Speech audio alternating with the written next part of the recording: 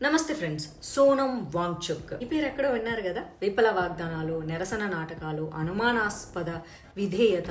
ఈ Sonam Wangchuk 3 Idiots fame ఉన్నారు కదా, అప్పుడు ఈ పర్యావరణ యోధుడుగా చిత్రీకరించబడ్డాడు. అదే అనమాట, ఎన్వైర్మెంటల్ హీరో వారియర్ అనమాట. దాని మీద ఫైట్ చేస్తున్నట్లు బిల్డప్ ఇచ్చాడు అనమాట. కానీ నిజమైతే కంప్లీట్ గా డిఫరెంట్ ఉంది. అది సెప్టెంబర్ 2025. 135 ఎకరాల భూమి లీజు రద్దు తర్వాత చట్టాలు, అభివృద్ధి షరతులు పాటించకపోవడం వల్ల ఈ వాంగ్చుక్ వచ్చేసి లడాక్ లో 35 రోజులు ఉపవాస నిరసన స్టార్ట్ చేశాడనమాట. కారణం ఏంటనుకుంటున్నారు? రాష్ట్ర హోదా 6వ స్కెడ్యూల్ డిమాండ్ అనమాట. ఎస్, 2018 లడాక్ లో 135 ఎకరాల భూమి హెచ్ఏఎల్ కోసం కేటాయించారు. దీనికి పెట్టిన రూల్స్ ఏంటి అంటే 2 సంవత్సరాల్లో ఆ విశ్వవిద్యాలయం పూర్తి చేయాలి, 14 కోట్ల ప్రీమియం కూడా కట్టాలి.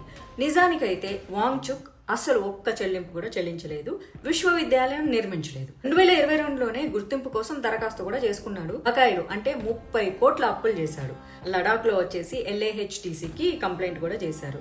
హెచ్ఐఏఎల్, యూజీసీ, ఏఐసిటిఈ ఈ గుర్తింపు లేదు, కానీ 400 విద్యార్థులకు నకిలీ సర్టిఫికేట్లు ఇచ్చి మోసం కూడా చేశారు.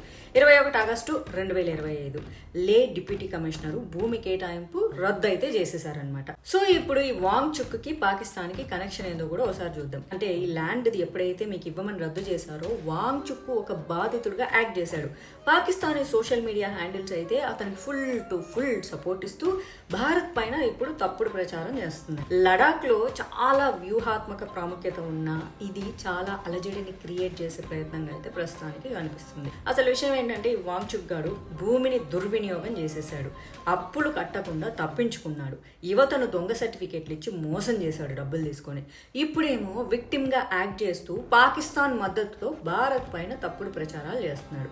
ఇది వాంగ్చుక్ గాడి స్టోరీ. మరి మీరేమంటారో కామెంట్ చేయండి.